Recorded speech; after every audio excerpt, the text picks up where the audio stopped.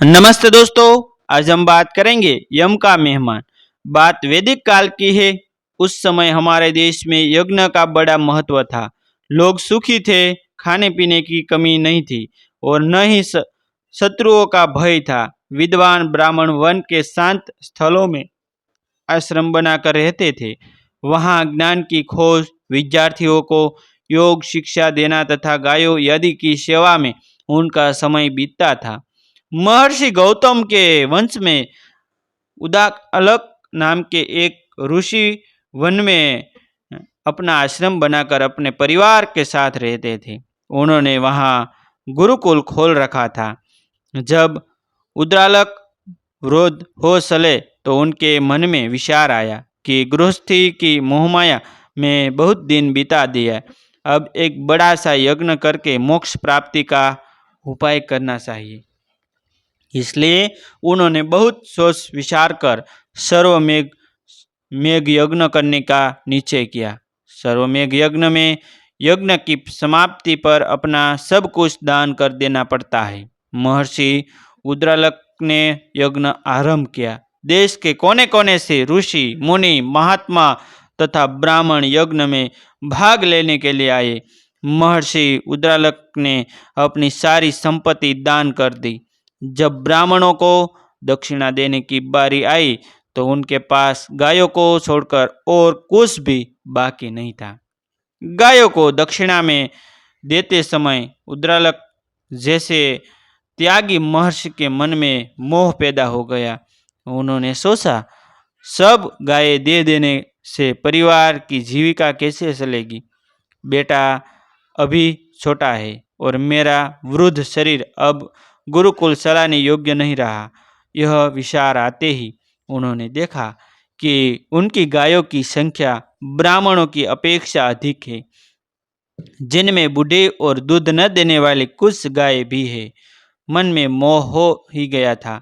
वे गायों के झुंड की तरफ गए और अच्छी अच्छी गायों को छांटकर अलग कर दिया तथा बूढ़ी और ब्राह्मजू गायों का दान करने लगे। दान लेने वाले ब्राह्मण ऋषि के कपट को जान न सके, पर महर्षि का 10 वर्षीय पुत्र निषेकेतु पिता का यह कौशल देख रहा था। उसने यह सुना रखा था कि इस यज्ञ में यजमान को अपनी प्रिय से प्रिय वस्तु दान में दे देनी चाहिए, लेकिन उसके पिता तो दूध देने वाली गायों तक का मोह कर रहे। उसने सोचा, पिताजी इन बुढ़ी ब्राह्मजू गायों का दान कर कौन सा पुण्य कर रहे हैं। इन गायों में से तो कुछ को ब्राह्मण अपने घर तक भी न ले जा सकेंगे। सर्वमेघ यज्ञ नहीं बल्कि पिताजी कपट मेघ यज्ञ, पाप मेघ यज्ञ कर रहे हैं। पिताजी के मन में यह मोह क्यों पैदा हुआ? किसके लिए उन्होंने यह लोभ किया? मेरे लिए ही। वे अच्छी गायों को अपने पास रखकर बुढ़ी और बेकार गायों का दान कर रहे। उसके मन में यह उथल पथल मची थी कि जैसे भी हो पिता को इस पाप से बचाना है, अन्यथा उनका सारा यज्ञ तथा दान व्यर्थ हो जाएगा। जब उद्रालक अंतिम ब्राह्मण को एक बुढ़ी गाय दान कर चुके तो नचिकेत हाथ जोड़कर सामने आ खड़ा हुआ और बोला, पिताजी आपने बताया था कि सर्वमेघ यज्ञ में अपने प्रिय से प्रिय वस्तु दान कर दी जाती है। मैं तो आपका प्रिय पुत्र हूँ। इन बुढ़ी और ब्राह्मजू गायों का दान करने के बाद आप मुझे किसको दान कर रहे हैं? अपने 10 वर्षीय पुत्र की इस प्रकार की बात सुनकर मुनि शहर उठे हो। उन्होंने क्रोध भरी दृष्टि नचिकेत पर डाली, जैसे कहना चाह रहे हो, भाग जाओ, यहाँ व्यर्थ की बात मत करो। पिता के क्रोध का कुछ भी असर नचिकेत पर न पड़ा। उसने उसी प्रकार हाथ जोड़कर शांति से फिर पूछा, पिताजी इस सर्वमेघ यज्ञ में आप मुझे किसको दान कर रहे हो? मैं तो आपकी प्रिय संतान हूँ। बालक की इस बरजोरी पर उद्रालक का क्रोध भड़क उठा और बिना आग लगा पीछे सोचे उस विशाल यज्ञ मंडप में कुछ और जल को फेंकते हुए सीख पड़े। कपुत्र, मैं तुझे यमराज को दान कर रहा हूँ। सिर झुकाकर नचिकेत ने पिता की आज्ञा स्वीकार की और यमराज के यहाँ जाने की तैयारी करने लगा। उधर रुद्रलोक का क्रोध भरा साप सुनकर सारे यज्ञ मंडप में सन्नाटा छा गया। क्रोध के कारण धर्म के अवसर पर यह अनर्थ हो गया। क्रोध में आदमी का ज्ञान नष्ट हो जाता है। उसी क्रोध में रुद्रलोक भी अपना धीरज खो बैठे और पुत्र को कठोर शाप दे दिया। नचिकेत जब यमराज के यहाँ जाने के लिए तैयार होकर आशीर्वाद लेने आया तो पिता की ममता फूटी पड़ी। नचिकेत को अपने सीने से चिपकाकर बोले, बेटा, क्रोध में कहे हुए वचन का न पालन करना ही धर्म है।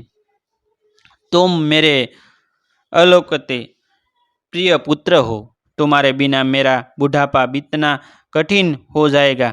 नचिकेत ने हाथ जोड़ के विनती की, पिताजी, आप मोह में मत पड़े। आपने ही तो कहा है कि मेरी 21 पीढ़ियों से किसी ने अपना वचन भंग नहीं किया है। इसलिए मुझे भी आज्ञा दे ताकि कुल परिवार की मर्यादा बनी रहे। पुत्र का दृढ़ निश्चय देखकर रुद्रलोक से कुछ कहते नहीं बना।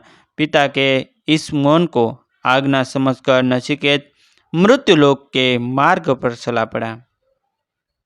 उनके कष्टों और बाधाओं को पार कर नचिकेत मृत्युलोक पहुंच गया, पर संयोग से उस दिन यमराज बाहर चले गए थे। अतः वह उनके महल के द्वार पर बैठकर यमराज की प्रतीक्षा करने लगा। यमराज 3 दिन बाद लौटे। द्वार पर एक बालक को अपनी प्रतीक्षा में बैठे हुए देखा तो पूछा, कुमार, तुम कौन हो? किस काम से आए हो?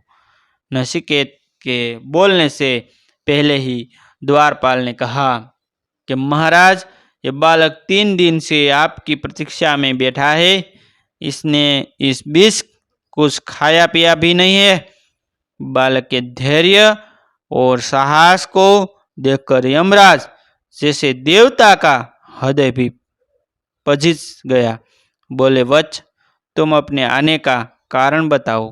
तुम्हारा काम किए बिना मैं भी अन्न जल ग्रहण नहीं करूँगा।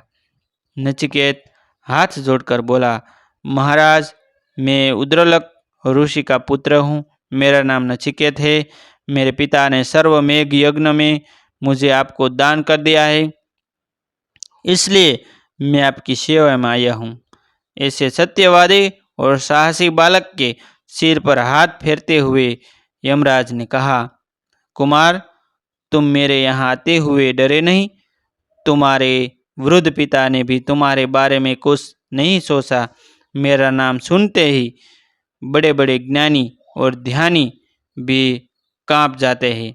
नचिकेत ने कहा, देव, आप तो धर्म के अवतार है। डर लगता है पाप और बुराई से। आप जैसे ज्ञानी धर्मराज से डर कैसा? नचिकेत की बात सुनकर यमराज बड़े प्रसन्न हुए और बोले, वत्स, मुझे बड़ा दुख है कि तुम जैसे तेजस्वी और निर्मल हृदय बालक को मेरे द्वार पर 3 दिन तक भूखा प्यासा रहना पड़ा। मैं तुम्हें 3 वरदान देना चाहता हूँ, जो चाहो मांग लो। भगवान, मुझे अतिथि मानकर अपने जो सम्मान दिया है, यह आपकी महानता है।